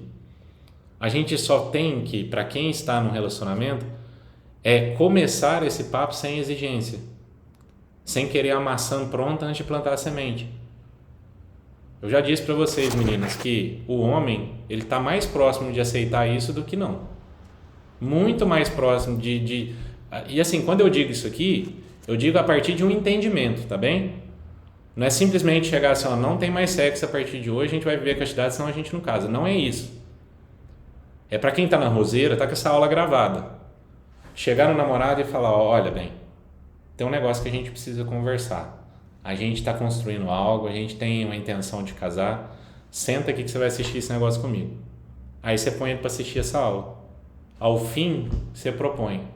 É nesse sentido aqui que eu estou falando. O homem, a partir do momento que ele sabe o porquê disso, ele está muito mais fácil de aceitar esse processo do que a mulher. Então, é possível, só não pode pular a etapa, ok? Sabendo que o extremo é a luxúria e o puritanismo. E o puritanismo é pior do que a luxúria. Olha que doido, o puritanismo é pior do que a luxúria. Tem que ter um meio termo. Se caiu na luxúria, volta para cá. Se está vivendo mais perto da luxúria, não está mortificando, não está vivendo oração e não está tendo vida interior exemplar. Então, estou dentro da relação, estou me esforçando e estou tendo aquele período de abstinência que não gera problema nenhum na abstinência. Lembra que eu falei, abstinência dá trabalho nenhum. Aí chega na tentação, eu caio, eu volto, aí vou para a confissão, aquele negócio, estou em estado de graça. O que eu preciso fazer aqui se eu observo que eu estou caindo? Eu preciso observar que a luxúria está sendo maior do que a minha vontade de vencê-la. Então eu tenho que melhorar a questão de mortificação, eu tenho que melhorar a questão de oração e eu tenho que melhorar a questão de jejum. A minha prática, a minha vida espiritual, ela precisa ser mais consolidada do que era antes. Formas de mortificar tem um monte. Ana Luísa, depois passa para o pessoal exemplos. Aqui eu estou dando os clássicos de banho gelado e dormir no chão, né? Mas uma maneira de mortificar. Vocês podem, assim, tem que acordar todos os dias 7 horas da manhã. Esse é o horário, ok, eu acordo vocês vão pôr o despertador às 6h15. Que mortificação vocês estão fazendo aqui? Vocês estão tirando teu corpo, vocês estão acordando mais cedo, você está fazendo seu corpo sofrer mais cedo. Tá entendendo? Isso aqui é um exemplo de mortificação também. Ai, Thiago, é porque eu durmo todo dia 10 horas da noite. Nossa, eu descanso. Porque, ó, higiene do sono, pra mim, é inegociável. Beleza. Você vai começar a dormir meia-noite agora. Não, mas eu não tenho o que fazer. Vai começar a dormir meia-noite. Isso aqui é uma forma de mortificar. Vai acordar só o pó no outro dia. Quero ver. Sabe? Cair por luxúria, qualquer coisa. Você vai cair no chão de cansaço, mais nada. O corpo precisa sofrer. Então, assim, tem vários exemplos de mortificação. Os clássicos é cortar açúcar. Corta açúcar do café. Para de comer doce. Tira sal da comida. Vocês estão entendendo que é sofrimento para o corpo? Ele precisa sofrer. É ele que está botando vocês na cilada, pô. É ele que está fazendo vocês não vencer a tentação. Ah, não é possível que eu sou um cavalo agora e não sou um homem dotado de inteligência. Não, eu sou um homem dotado de inteligência. Vocês são mulheres dotadas de inteligência. Vocês não podem se comportar como uma égua que assim que o cavalo desmonta nela e sai, ela vai pastar, entende? Isso é animal. A gente não pode obedecer o corpo só isso. Então a gente tem que mortificar ele. Então, vida interior. Eu vou passar para vocês a aula lá do Fazer o Pão, através de um link com a Ana Luísa. O Fazer o Pão vai ensinar vocês a fazer jejum e oração, mais o desenvolvimento da virtude, que ali vocês escolherão como a pureza. Virtude da pureza, que terá como resultado a castidade. Bom, eu acho que até esse ponto aqui ficou claro para vocês o que é a castidade. Sobretudo, a quem foi dado o direito de fazer sexo. Mais importante do que praticar a castidade é entender que nós não temos direito, não sendo casados, nós não temos direito de vivê-lo, né? A ter relação sexual e gozar da finalidade do ato sexual. Isso foi dado a quem é casado, diante do sacrifício do altar, diante de um sacerdote, diante das vítimas ali, que é o casal, os noivos, né? E diante do altar. O seu namoro não tem isso. O seu namoro não tem um contrato e aliança que um casamento tem. Você sozinha, com uma tela ou um vibrador, não tem o direito disso. Então a gente já conhece a finalidade. Qualquer coisa que a gente faz que muda a finalidade, a gente está em pecado mortal. Se a sua salvação faz sentido para você, vocês entenderam o que vocês precisam fazer a partir de hoje. Se a sua salvação não faz sentido para você, eu vou pôr seu nome na minha oração. É a única coisa que resta para a gente é a salvação. Tá bem? Aberto para dúvidas, perguntas, etc. Boa. Meninas, quem tiver alguma dúvida, vão levantando as mãos que a gente vai chamando aqui. Pô, vocês nem para falar que eu tava toda mandar no chat. Tô tudo amassado, minha blusa tá lá em cima, cara. Eu não tô me vendo. Tá ótimo aí.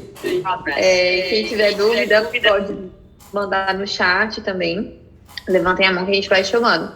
Mas excelente sua explicação, Thiago. Acho que trouxe de uma forma muito palpável, porque muita gente às vezes entende a castidade simplesmente como um pode ou não pode, né? Como um emaranhado de regras. Não é? E entendendo desse ponto de vista, a gente entende que faz um bem maior pra gente, inclusive. Total. Né? Quando você fala que na verdade, a gente enxergar a pessoa com a alma, por que muitas mulheres hoje chegam e falam... Tem Amazon, né, mano? Tem o microfone ligado.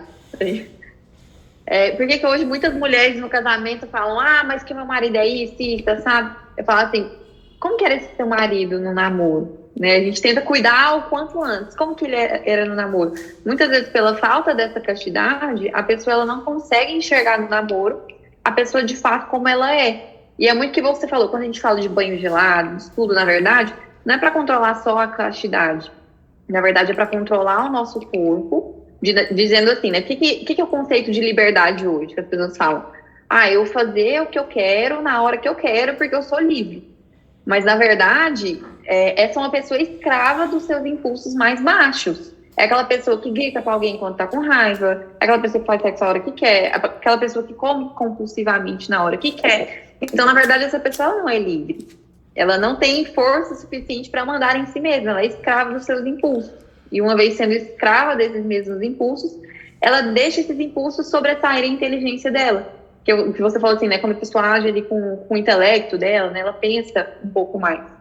Então, seria sobretudo um bem, principalmente para quem está nessa fase de namoro, de conhecimento, para enxergar. E para as mulheres que, né, às vezes têm uma dificuldade, querem fazer a castidade com o namorado, vocês vão perceber que ao fazer a castidade, vocês vão começar a achar a pessoa mais chata no início. Por quê? Porque quando você faz a castidade, você começa a enxergar os defeitos da pessoa. E assim, todo mundo tem defeito. Isso é óbvio. Todo mundo tem defeito. Mas assim, cabe a você enxergar aqueles defeitos que são inegociáveis ou não. Então assim, você meio que casa sabendo. Né? A paixão, ela não te cega, ela não sobressai sua inteligência se você enxerga aquela pessoa de fato como ela é. Sabendo se você quer levar para um namoro ou para um casamento, enfim. E você falou em relação à gravidez, né? Que me chamou muita atenção. A gente, né, que começou lá com o Jorge com casais, né, atendi namorados, hoje está na academia de relacionamentos, né, a gente vê que não é incomum, assim, não é querendo alarmar, é para entender mesmo aqui rasgado. Não é incomum haverem casos de traição quando a mulher está grávida, quando a mulher está no puerpério, não pode ter relação. Quando a mulher chega a ficar doente, ou o homem, né, aí a traição parte da mulher. Por quê? Porque eles não estão acostumados com isso. Eles casaram por um fim que não foi esse que você explicou. E acaba que quando não tem aquilo, nada sobra.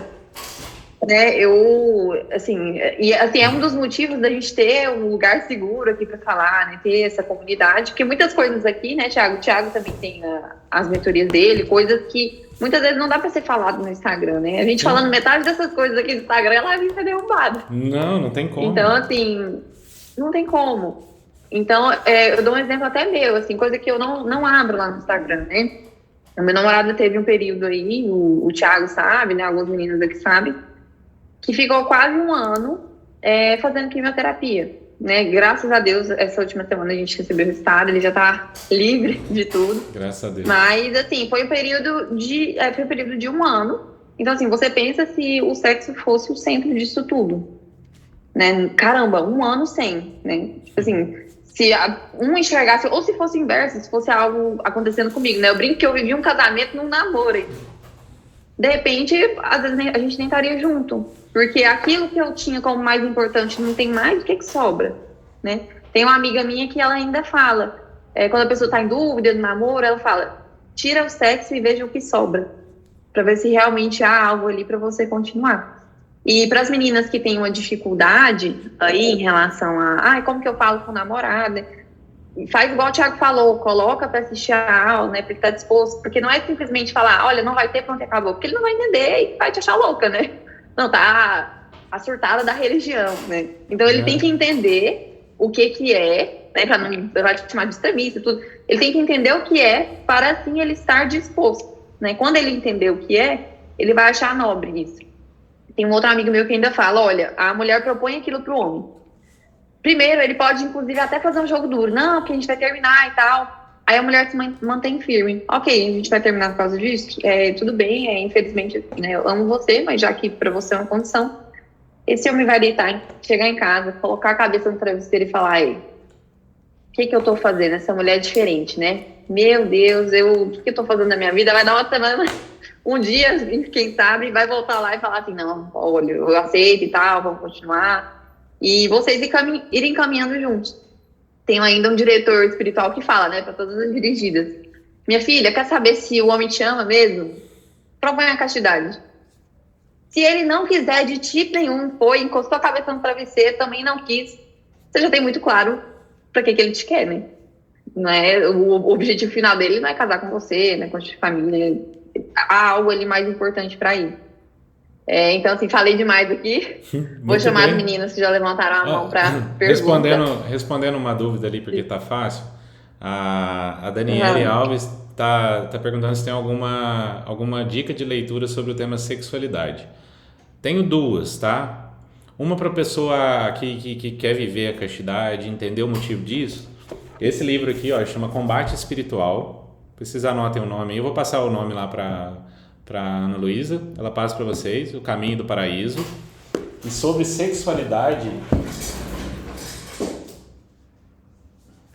não tem livro melhor do que esse aqui, ó. Você vai ler esse aqui primeiro, Amor e Responsabilidade, São João Paulo II, ali ainda como Karol Wojtyla, né? Assinado como nome de pessoa física dele. Esse livro aqui, ele vai dar a introdução para um segundo livro desse homem aqui santo, que é a Teologia do Corpo. Sem a leitura desses aqui, vocês não entenderão a complexidade que é a Teologia do Corpo, ok? A maior base do que eu disse aqui para vocês aqui tem como fundamento o que está lá no Teologia do Corpo, tá? Essa antropologia aqui, esse entendimento moral do que é a relação sexual perante Deus, enfim. O valor que a pessoa tem como pessoa e etc. Então, ó, Combate Espiritual, do Padre Lourenço Scupoli, Amor e Responsabilidade, São João Paulo II, que vai abrir portas para você ler Teologia do Corpo, que é também um livro do São João Paulo II. Tem um usuário com a mão levantada, né, Ana? Você ia passar para ela falar, não é isso? Isso, pode ligar o microfone. Tá como usuário, não sei quem é. E aí, usuário? Oi. Oi, tudo bem? Capaz sou eu, né? Isso. Oi, você mesma. Escuta. O que você fala, Thiago, para uma pessoa que aceitou o marido fazer vasectomia? Eu vou falar com todo respeito, assim. Tá bom. Eu ouvi, claro que eu ouvi, assim, tentei prestar atenção em tudo possível. Só que desde a hora da finalidade, assim, eu só penso nisso, eu não penso em outra coisa. Tá bom. Então, quanto à minha vida, né, eu tô falando. Então, era um momento que eu tava fraca na espiritualidade, digamos assim. E acabou que eu aceitei e acabou que agora eu não paro de pensar nisso. Qual que é o seu nome, querida? Lara, Qual que é a sua religião, Lara? católica. Católica. Tá feito, não tá? Tá. Você tinha a compreensão que você tem hoje, dia 19 de julho, sobre esse assunto? Seja sincero. Um dia eu já tive, sabe? Um dia você já teve, mas no momento da decisão você não tinha, certo? O que você precisa fazer em relação a isso? Você precisa confessar seu pecado em relação a essa atitude. Sendo católica, tendo um bom diretor espiritual para te orientar, para te ensinar... Por que da direção espiritual, né? É porque assim, quando é só nós... sozinhos, né, fazendo o exame de consciência, talvez a gente não espia totalmente os nossos pecados. Então, quando um diretor espiritual nos orienta, eles conseguem entender a raiz do porquê que gerou aquele pecado. Então, a nossa confissão fica mais sincera, né? Você tinha um momento, né, que naquele momento você julgou que era possível assinar esse documento e autorizar a vasectomia. Pega uma direção espiritual dentro de... Qual cidade que você é? Goiânia. Goiânia. Pô, a Ana Luísa consegue te indicar pessoas decentes aí, por exemplo, dentro da Opus Dei que são, assim, né, de valor moral, de conhecimento moral absurdo, que vão te orientar da melhor forma e ouvir você em confissão em relação a isso, né? Padre Luiz Henrique, da Paróquia Santa Genoveva, pô, é um cara que vai te orientar e vai conseguir fazer você entender seu momento de vida e tudo mais, entender onde se encaixa a sua culpa ali e pôr você em confissão e dar a sua penitência. Agora sim, né, você tem o seu momento e seu marido tem o momento dele. Há a possibilidade de reversão do negócio. Agora, será que ele está disposto a reverter? Não sei. Aí isso já não é contigo mais, ok? A partir de que não é conosco mais, qual que é a nossa posição em relação a esse tema? Oração. Deus. Entrega a graça no coração desse homem para que ele pense sobre essa reversão. Mais nada. Mas um bom diretor espiritual vai conseguir te ajudar com isso nesse sentido, né? Não é diminuir a tua culpa, não estou passando cera, não estou passando pano quente no pecado. O pecado é isso porque a gente está com a predisposição a tê-lo na nossa vida. A natureza da queda é essa. A gente vai passar uma vida lutando para não cair. E cair não é sexo, luxúria, não é só isso, pô. Você caiu. Você estava num momento de fragilidade espiritual, né? A porta, quando a gente está em fragilidade espiritual, a porta do inferno parece que abre para a gente, né? A tentação, enfim, o capiroto faz a parte dele. Oi. Então, tenha essa orientação, uma vez que você é católica, com a pessoa justa, com a pessoa que tenha conceitos morais em relação à religião que são aceitáveis, ok? No caso, o Padre Luiz Henrique ou qualquer outro que a Ana Luísa puder te indicar. Confessa seu pecado e reza para que seu marido entenda que é possível reverter. Eu sei que é duro, né? Para você pegou esse ponto. Pô, tô falando de finalidade aqui. Putz, ele fez a vasectomia e eu concordei com isso. Cara, pesou a aula inteira falando esse negócio para você, eu sei. Mas o seu momento te trouxe aqui. Então talvez você só está aqui na Roseira hoje para ouvir isso aqui que você ouviu. Entendeu? É possível. É possível reverter e é possível ser absolvido disso. Tá bom. Tá bom? Eu acho que uma coisa também, desculpe cortar, Thiago, mas entrando nesse assunto, às vezes a gente acaba... Só um minuto. Às vezes a gente acaba julgando a nossa história, os nossos acontecimentos passados, aquilo que você falou, né? Julgando nossos acontecimentos passados sob a ótica da nossa consciência hoje. Né? Então, isso acaba sendo, de certo modo, injusto, né? Com aquilo que aconteceu. Né? Porque hoje a gente vai crescendo com o tempo, amadurecendo, e a nossa consciência diante das situações erradas, ruins, ela vai aumentando dia após dia. Então, para a Lara que apresentou essa situação, né? Esse lançar na misericórdia, né? O primeiro passo. Naquilo que estava na decisão tomada lá atrás, né? Foi o que possivelmente vocês acharam melhor naquele momento. Hoje a consciência, a compreensão desse assunto ela é muito maior. Então não queira julgar o que aconteceu lá atrás pela consciência atual, né? Então isso acho que é muito importante também, saber lidar com com o nosso passado, com a nossa história de modo muito coerente, assim, no sentido do que a gente tinha para oferecer naquele momento, né? E apresentar mesmo diante de Deus na confissão e buscar uma reversão, mas sempre numa tranquilidade, né? Numa esperança e num desejo de que Deus está acolhendo aquele desejo e a intenção de mudar, a intenção de reverter, a intenção de melhorar dia após dia. Excelente, Gabriel. E assim, isso aqui abre, eu sei que não é o tema, mas assim, vamos ajudar o que a Lara trouxe para que, né, o coração dela seja abarcado do máximo possível do consolo aqui, né? Quando a gente fala de teologia moral e sexual, não existe uma caixinha onde a gente encaixa todas as pessoas. Por isso que é importante a gente ter a direção de alguém que seja profundamente conhecedor da doutrina e a gente tem padres que não é profundamente conhecedor da doutrina. Então, assim, uma explicação rápida das dimensões do casamento para vocês entenderem que é possível uma coisa que parece errada ser aceitável diante de uma relação. A gente tem duas dimensões, Lara, isso aqui para você, tá? A gente tem duas dimensões no matrimônio. A gente tem uma dimensão que a gente chama de dimensão unitiva e a gente tem uma dimensão que chama de dimensão procriativa, né? A união do matrimônio se dá... Qual que é o altar da união no matrimônio? A questão unitiva é a mesa. Por isso que a mesa é um lugar importante para a família. E aonde que se dá a união da dimensão procriativa? Na cama.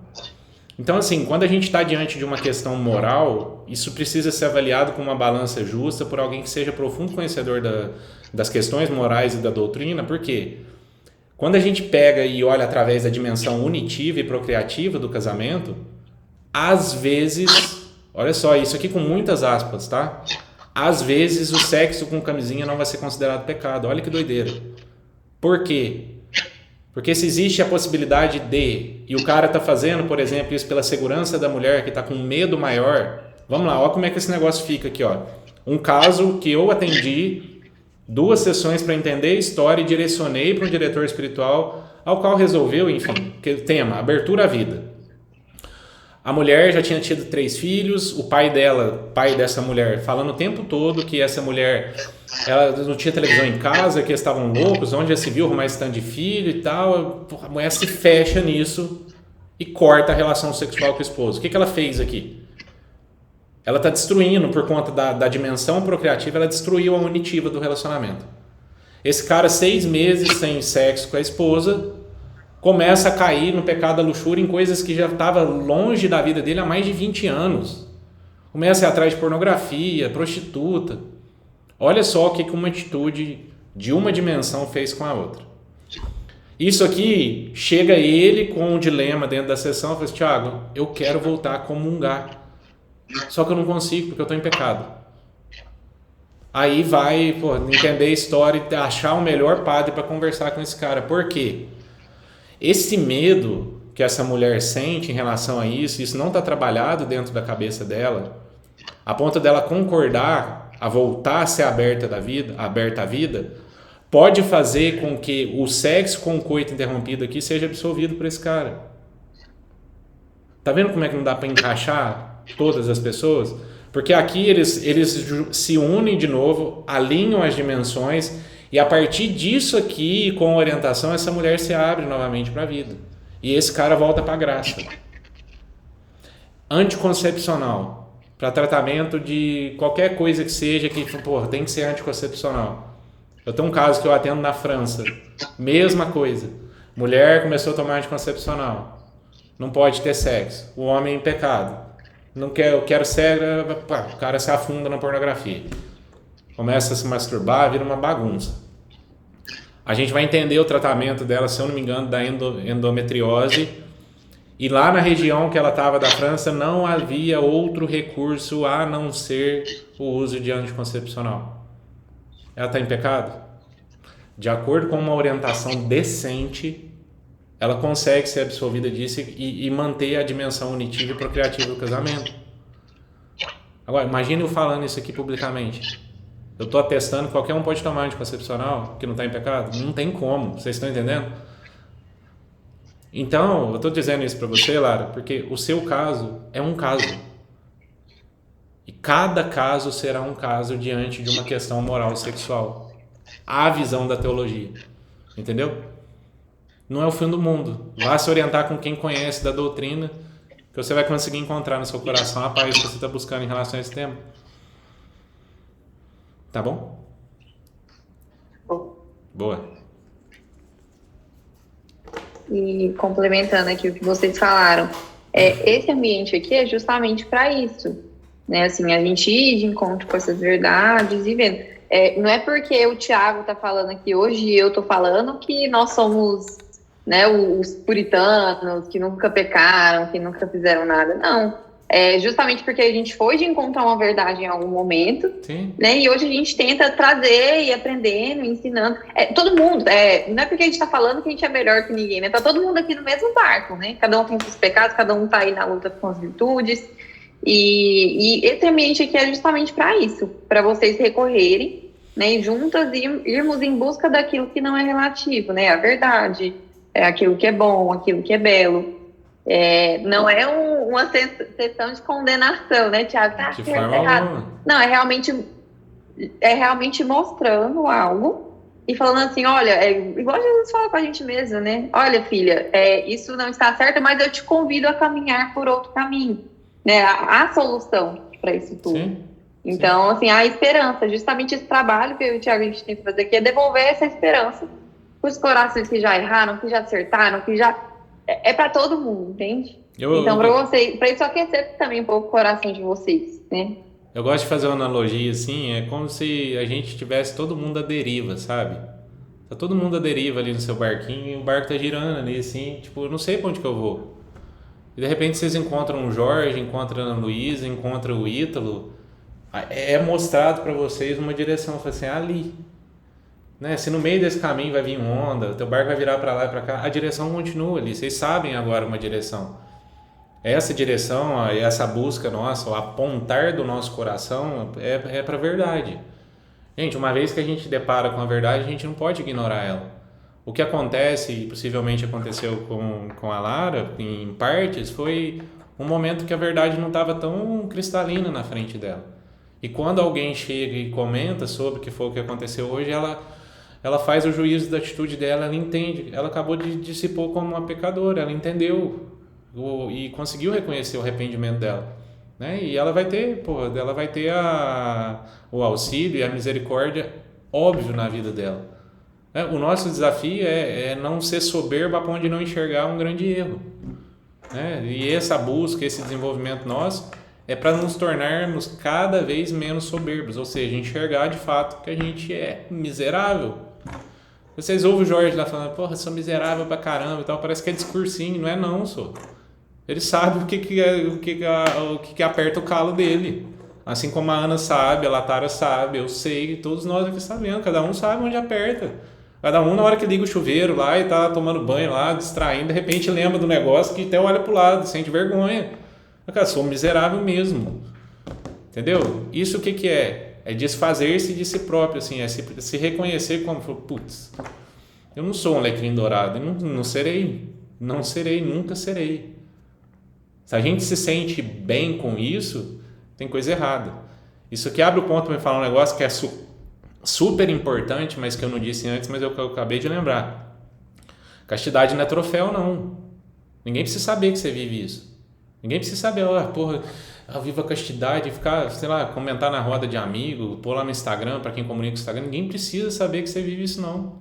Tem mérito nenhum nisso, não. Isso aqui é o mínimo que a gente tem que fazer, enxergar as coisas do jeito certo. Da mesma forma que vocês, moças ou moços que são virgens, isso não é troféu, não, é o que é esperado. Então, isso não precisa nem ser conversado dentro do seu relacionamento. Isso pode ser descoberto só nas núpcias. Você não precisa falar, carregar troféuzinho e aguçar, por exemplo, o imaginário de um cara que, a minha virgem prometida. Caramba, você pula uns processos por causa de uma bobagem. Isso é muito íntimo, ninguém precisa saber. E a castidade não é troféu, não é mérito, não é medalha, não é brevê nenhum que a gente carrega. Tá o namoro santo. Latara, tá o namoro santo. É natural que, né, ao se aproximar da Opus, de Ítalo, Sâmia e galera do bairro, isso fique comum, né? Mas é isso, normalidade, gente. O normal é a gente bater cabeça toda hora na parede. Isso é a normalidade. Isso é a normalidade. Uma coisa que eu gosto de comentar bastante em aula, em atendimento, é que vocês conheceram um Ítalo o Ítalo de hoje, né? E acaba que o Ítalo de hoje ele não mostra para vocês, não é que ele não mostra, vocês não querem enxergar o Ítalo que o Ítalo foi ao longo da vida. Parece que o Ítalo nasceu daquele jeito ali, pronto daquele jeito, e não é, nem ele nem a Sâmia. Né? Quem conhece a história da irmã da Sâmia, que casou em dezembro, o marido morreu agora em março, eles têm 3 filhos e não tinha nem matrimônio. A família da Sâmia, a família do Ítalo não era convertida igual o Ítalo, vida normal. Vocês endeusam o cara, por exemplo, aí num patamar, ele passou a dificuldade que a gente passa para ter uma vida de santidade, buscando a santidade. Então assim, o cara tem perrengue também, entende?